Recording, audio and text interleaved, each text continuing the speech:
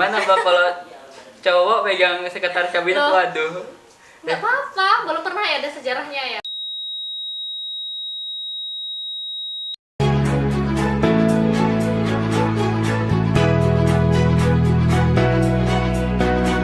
Action. Halo semua, kembali lagi dengan saya Alvaro, staf ahli komunikasi dan informasi BEM UKBM Unila periode Semangat Kita, dan dimana kita akan membahas dan bercerita-cerita mengenai kementerian-kementerian yang ada di kabinet Semangat Kita. Yang di saat ini yang dengan judul Tiap Kabinet Mempunyai Cerita, yang dimana saat ini sudah hadir bersama kita dari Kementerian Sekretariat Kabinet. Halo Mbak. Halo. Selamat malam Mbak. Malam. Boleh dikenalin dulu Mbak? Oke, kenalkan ya, bismillahirrahmanirrahim. Assalamualaikum warahmatullahi wabarakatuh. Waalaikumsalam warahmatullahi wabarakatuh. Perkenalkan, nama saya Yati Novita Sari dari Prodi PPKN, dari amanah BEM saat ini sebagai Menteri Sekretaris Kabinet gitu, Alvaro. Menteri Iya. Sekretaris Kabinet. Menteri Sekretaris Kabinet. Wakil menterinya Kak? Wakil menterinya namanya Kak Eka Sandra dari FEB. Gak bisa hadir Kak? Hari ini lagi sakit, semoga lekas sembuh ya. Ya doakan ya Kak Eka, semoga lekas sembuh. Amin. Amin. Nah, kalau misalnya ketika orang benar kata sekretariat ya, kata sekretariat itu mungkin Sekretaris, oke. sekretaris kabinet yang dimana di kementeriannya pasti berpikirnya ini pasti berkas-berkas administratif, surat menyurat. Tapi emang kalau di kementerian sekretaris kabinet itu pekerjaannya biasanya gimana Kak? Sama sih Alvaro, benar. Jadi hal apa yang pertama muncul ketika mendengar kata sekretaris kabinet pasti berkaitan dengan berkas-berkas, surat-surat gitu kan, dan juga terkait dengan kerapihan yang ada di Graha gitu atau sekretariatan BEM UKBM Unila gitu. Jadi tugas dari sekretaris kabinet itu terkait dengan surat menyurat, proposal, administrasi, dan juga kebersihan yang ada di Graha gitu. Oh, berarti kalau misalnya Graha kotor nih, siap-siap diomelin Mbak Yeti. Ya, siap-siap. Siap-siap Udah diomelin Mbak Yeti. bikin jadwal piket sih memang Alvaro gitu, setiap kementerian dari hari Senin sampai hari Sabtu gitu. Waduh Mbak, berarti ketahuan dong Mbak kementerian apa aja yang jarang piket? Iya, kementerian apa aja yang jarang piket ya? Waduh. Semua jarang kayaknya Alvaro. Waduh. Gitu sih, ya. Kalau berarti emang arah kerjanya bagian surat menyurat dan dari mengantar surat pun dari kementerian itu juga. Kalau terkait mengantarkan itu nanti ada dari kepanitiaan. Kan bisa nih, setiap kepanitiaan itu pasti ada si humas ya. Iya. Nah, nanti si humas itu pasti SC-nya dari Kementerian Luar Negeri kan? Iya betul. Nah, nanti itulah yang akan bertugas untuk mengantarkan surat gitu. Jadi sekretaris kabinet itu hanya membuat surat gitu. Berarti kayak membuat surat, mengeprint surat, Benar. mengupload di surat. Iya. Berarti saat pandemi ini mungkin terasa ya Kak, berkurangnya penggunaan kertas. Justru sama aja sih kayaknya Alvaro. Oh berarti sama aja. nggak pakai surat-surat online Kak? Iya, walaupun pakai surat online, Tetap tapi tetap aja sih nggak berkurang banget.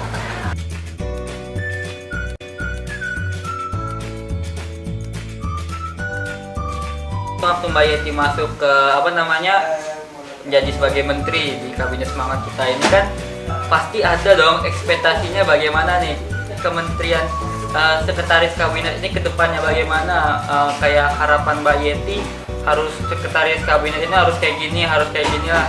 Kalau Mbak Yeti mungkin itu ekspektasinya bagaimana Kak pertama kali saat bergabung gitu, mau bagaimana sekitar kementeriannya? Yang pasti lebih baik dibandingkan tahun sebelumnya ya. Jadi pinginnya secara administrasi itu rapi, semuanya teraktifkan gitu. Secara alur komunikasi antara sekretaris kabinet dengan kementerian yang lain, terutama wakil menterinya gitu, itu juga bagus gitu kan, terkait dengan administrasi gitu. Karena kan terkait pembuatan surat menyurat itu hal yang sebenarnya ribet banget gitu. Harus ya. teliti ya Mbak? Harus teliti Harus banget teliti kan. banget. Jadi Itu tapi Mbak kalau supaya misalnya nomornya nggak nomor-nomor, keselip gitu. kalau Mbak potong ya, kalau nomor-nomor surat itu salah itu fatal nggak Mas sebenarnya? Fatal gitu kan. Fatal Tipe ya? aja pun juga Waduh. fatal gitu, karena itu mempengaruhi terkait dengan kedudukan atau posisi BEM-U lah gitu kan. Namanya juga lembaga tertinggi kan, BEM-U gitu. Kalau misal ada yang tipu pasti jadi apa ya, posisinya BEM itu ya akan dipertanyakan gitu, kredibilitasnya. Kita tanya ini surat apa ini, BEM main-main kali ya, ngasih bener surat banget, tipe, gitu. surat ini. Masa sekelas BEMU bikin surat aja Iya, tipe gitu. Tapi bahkan tadi kan Mbak bilang udah pernah sebelumnya udah pernah jadi menteri sekretaris kabinet di fakultas ya. Kalau Mbak ngerasain itu perbedaannya apa aja sih Mbak selama di fakultas sebagai menteri sekretaris kabinet dan di universitas pun sebagai menteri, gimana? Jadi kalau di fakultas itu bukan menteri ya, tapi sektif namanya. Sektif. Sekretaris eksekutif. Oke. Gitu. Sebenarnya perbedaannya, tantangannya antara di fakultas dengan di sini pasti lebih berat tantangan yang ada di BEMU. Kalau dulu waktu pas Mbak Yeti di fakultas gitu, yaitu hanya terkait dengan surat, proposal gitu kan. Nah tapi kalau sekarang ini selain di surat dan selain di proposal juga komunikasi ke rektorat gitu kan, ke wakil-wakil, ke sekretaris-sekretaris rektor, WR gitu, itu harus intens gitu kan, menanyakan setiap hari gimana nih Pak gitu kan, gimana Bu terkait surat yang waktu itu dimasukkan sama BEMU gitu. Gitu, itu yang lebih menjadi tantangan karena administrasi yang ada di administrasi yang ada di mana? Universitas dengan di fakultas itu berbeda gitu. Kalau di universitas ini sangat sangat teliti gitu loh, sangat teliti, harus dari bawah banget, kita harus ke bab, baru setelah itu nanti naik kayak gitu. Berarti tahap-tahap ya Mbak. Berarti yang dari sistem kerjanya pun meningkat lebih ya Mbak. Tapi emang kalau di sekretari di BEM-F itu kerja tunggal ya? Enggak tunggal. Oh ada bawahannya? Sama ada. Sepertinya, oke. Cuma yang tadi itu, kita nggak intens ke dekanatnya gitu. Kalau di sini benar-benar harus memfollow up setiap hari ini gimana Bu gitu. Suratnya udah naik belum? Perjuangan berarti ya. Berarti yang suka bilang bikin surat gampang ke rektorat, waduh. Waduh, luar biasa kalian. Luar biasa.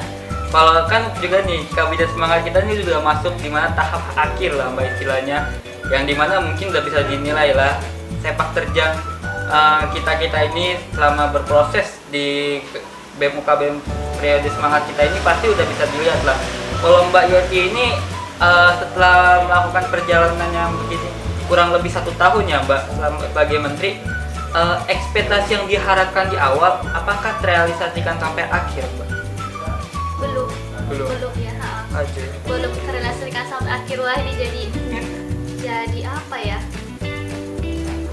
jadi belum terrealisasikannya tuh seperti administrasi mungkin yang kurang rapi tadi kan, kemudian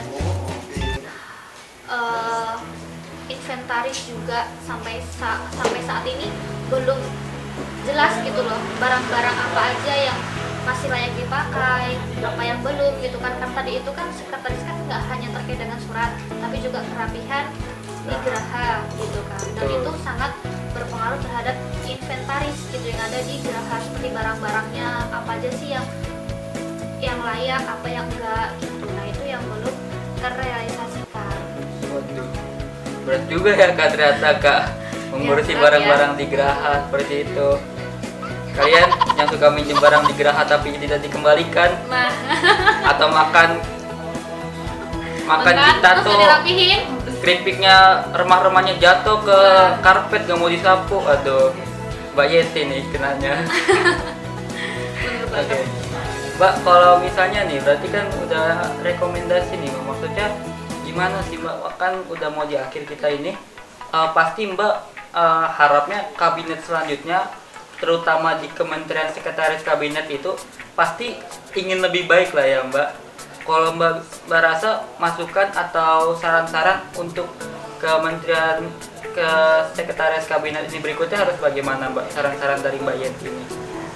Jadi yang pertama harus ditegaskan, bagian Kementerian Sekretaris Kabinet ini harus tegas banget terkait yang namanya kebersihan. Jadwal piket itu harus tegas, harus benar-benar terrealisasi gitu, nggak hanya sekedar nempel jadwal aja gitu, tapi harus benar-benar terrealisasi, harus tegas gitu, harus berani mengatakan ini jadwal piketnya kementerian ini gitu kan. Terus kemudian terkait surat. Jadi Kementerian Sekretaris Kabinet juga harus benar-benar paham gitu, nggak lagi buka SPIA gitu, tapi udah bener-bener kayak lotok kering lah gitu kan. Terkait dengan surat, nggak tipu-tipu gitu, nggak harus revisi banyak, nggak harus ngeprint banyak gitu. Kalau tahun ini berarti jadwal piket hanya formalitas kak? Ya nggak formalitas juga. Berarti ada yang rajin ya kak?